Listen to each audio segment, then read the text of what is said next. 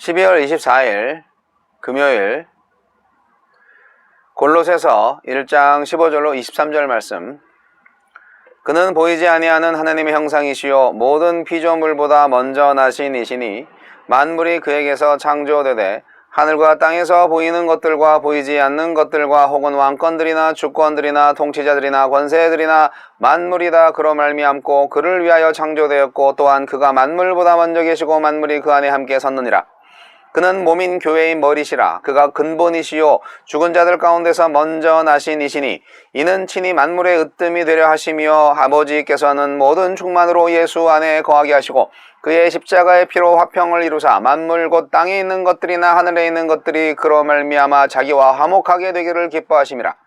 전에 악한 행실로 멀리 떠나 마음으로 원수가 되었던 너희를 이제는 그의 육체의 죽음으로 말미암아 화목하게 하사 너희를 거룩하고 흠없고 책망할 것이 없는 자로 그 앞에 세우고자 하셨으니 만일 너희가 믿음에 거하고 터 위에 굳게 서서 너희들은 바 복음의 소망에서 흔들리지 아니하면 그리하리라. 이 복음은 천하 만민에게 전파된 바요 나 바울은 이 복음의 일꾼이 되었노라. 아멘. 창조의 주 예수 그리스도, 하느님의 창조와 구속을 통한 새 창조 사역에 아들 예수께서 어떤 역할을 감당하시는지를 소개하고 그 새 창조의 목표와 성도의 사명을 말합니다.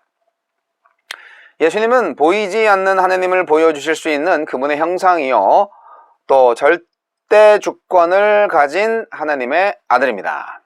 하느님은 이 아들을 통해서 눈에 보이는 세계와 보이지 않는 세계를 모두 창조하셨고 모든 피조물이 그의 위대함을 드러내기 위해서 존재하게 하셨습니다.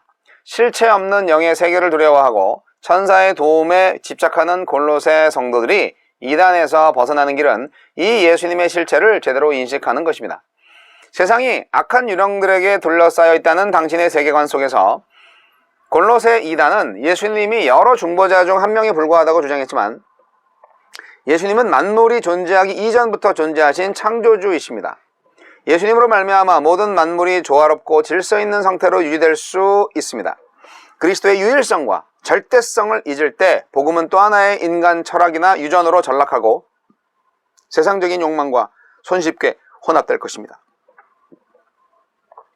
예수님은 새 창조의 시작도 되십니다. 맨 먼저 부활하여 의와 생명의 시대를 여셨고 구원의 새 시대를 시작하셨으며 만물과 새 창조된 백성들의 주권자가 되셨습니다.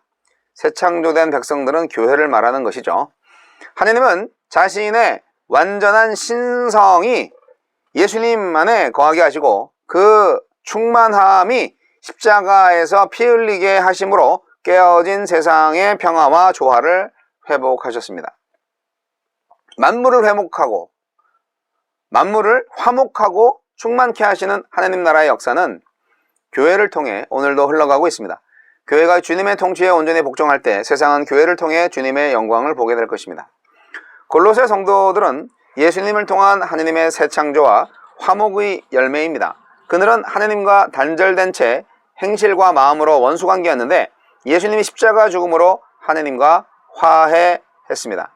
그들이 계속 믿음에 거하고 그리스도 외에 다른 터를 닦지 않으며 복음의 소망에서 흔들리지 않으면 하느님은 책망할 것이 없고 거룩하고 흠없는 모습으로 그들을 하느님 앞에 세울 것입니다. 한 해를 시작하던 내 믿음은 지금 더 잘하고 온전해졌습니까? 주여, 예수님이 십자가로 하느님과 화해하게 하신 은혜를 감사합니다. 이 복음의 증인으로 살게 하소서.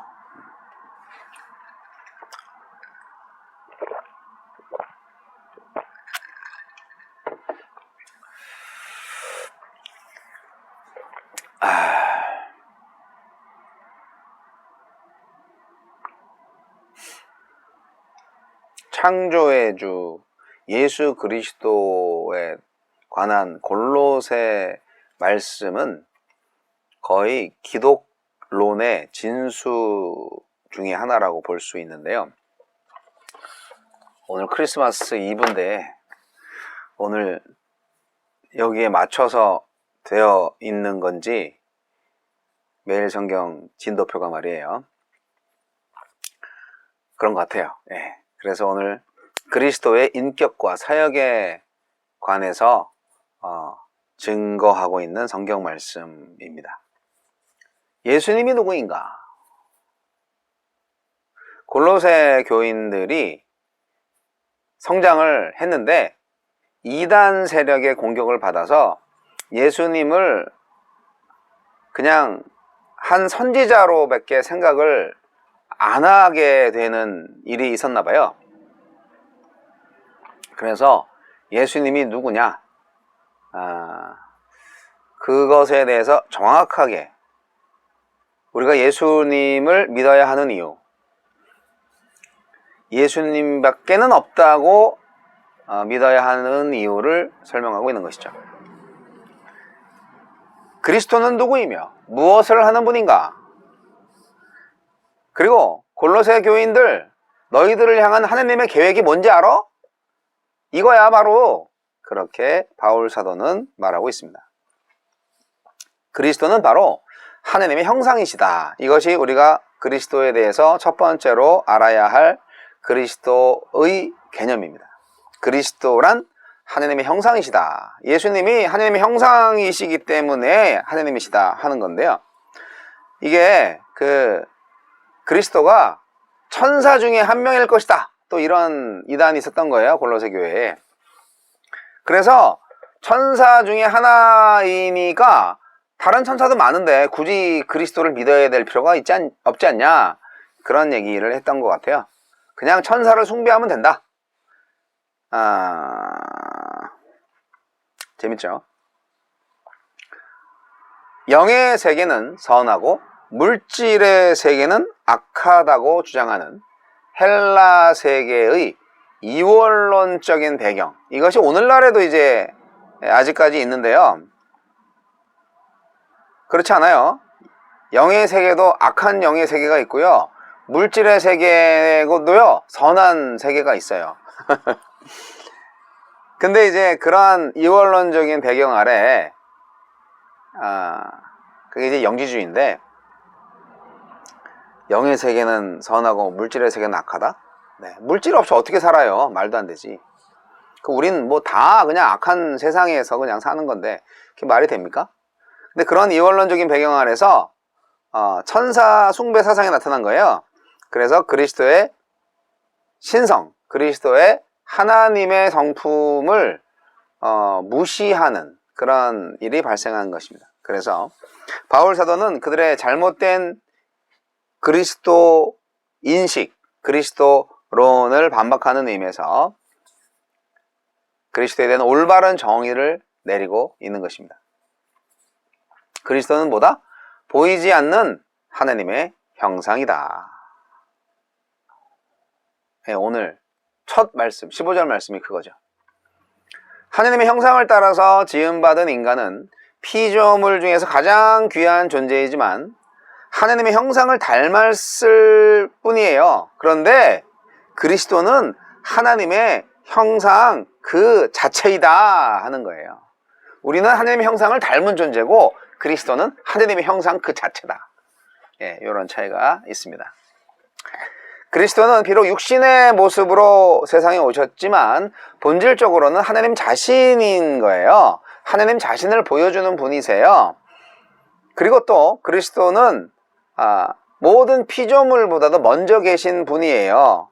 피조물이 아니라 그는 창조자인 거예요. 만물을 창조하신 분이에요. 만물이 창조되기 전에 계셨던 분이고요. 그렇기 때문에 만물은요 그리스도를 위해서 창조되었고 그리스도로 말미암아 지금도 유지되고 존속되고 있어요. 왜냐고요? 그리스도가 하나님이시니까요. 하나님의 형상이신 그리스도께서 만유의 주가 되신다는 것이 바로 바울이 말하는 기독론의 가장 중요한 핵심입니다. 그리고 두 번째로 그리스도에 대한 우리의 믿음은 바로 그리스도께서 교회의 머리가 되신다라는 바울의 주장에 우리의 믿음의 뿌리를 또 두는 것입니다. 바울 사도에 의하면 그리스도의 교회는 그리스도가 머리가 된 교회입니다. 공동체. 예수 믿는 사람들의 모임의 머리는 그리스도라는 거예요. 교회의 머리가 되신 그리스도. 하나님께서 인간을 구원하셔서 교회라는 공동체를 이루셨습니다. 하나님의 형상이신 그리스도께서는 평화의 도구가 되셔서 타락한 인간을 구속하시기 위해 육신의 몸을 입으셨고 구속사업을 완성하시고 부활하셨습니다. 그 구속사업을 완성하시는 게 바로 십자가에 달려 죽으심으로 인류의 모든 죄를 대속하시는 거죠. 그리고 또 부활하셨어요. 그래서 교회란 뭐냐? 하나님과 원수되었던 자들이 그리스도의 피로 속죄함을 받고 하나님과 화목하게 되어서 부활의 소망을 가지고 살아가는 화해의 공동체이다. 다시 말할게요. 교회란 하나님과 원수되었던 자들이 그리스도의 피로 속죄함을 받고 하나님과 화목하게 돼서 부활의 소망을 가지고 살아가는 화해의 공동체이다. 그러므로 그리스도께서는 능히 교회의 머리가 되시는 거죠. 왜냐하면 머리가 되셔야 교회를 다스리시니까요. 교회를 다스리는 게 담임 목사가 아니잖아요. 예수님이 다스려야죠. 그리고 나아가서 인류의 구원자가 되시고 인류의 역사의 주관자가 되시는 것입니다. 그리고 마지막으로 바울 사도는 골로새 교회를 향한 하느님의 계획을 말씀하시고 있는데요. 골로새인들을 향해서 하느님은 어떤 계획을 갖고 계신가? 어떤 목적을 갖고 계신가? 과거에는 죄로 인해서 하느님으로부터 소외되었던 골로새인들이었어요. 그러나 이제는 하느님의 특별하신 경륜 가운데 그리스도로 인하여서 구속함을 받아서 새 사람이 되었답니다. 그렇기 때문에 이제는 이전과는 다른 삶을 살아야죠.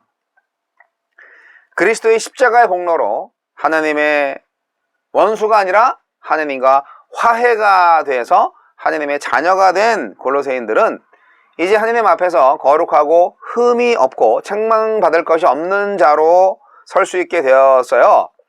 이것은 바로 독생자를 세상에 보내서 십자가의 대속제물이 되게 하신 하나님의 구원 계획이 완성된 것입니다. 그러므로 골로새인들은 하나님의 사랑을 입은 자들이기 때문에 이제 흔들리지 말고 믿음 안에서 확고하게 털을 닦고 소망에서 떠나지 말아야 하는 것입니다. 그런데 거짓 교사들의 가르침에 훅 넘어가서 그들의 교훈을 따른다는 것은 곧 하나님의 계획과 섭리를 부정하는 것과 다르지 않겠습니까? 다르지 않습니다. 배신하지 마세요. 이단에 빠지면 안 됩니다. 그리스도의 인격과 사역에 대해서 우리가 정말 제대로 인식을 해야만 합니다. 바울 사도는 골로새서에서요, 그리스도에 대해서 아주 구체적으로 언급하고 있어요. 성자 하나님.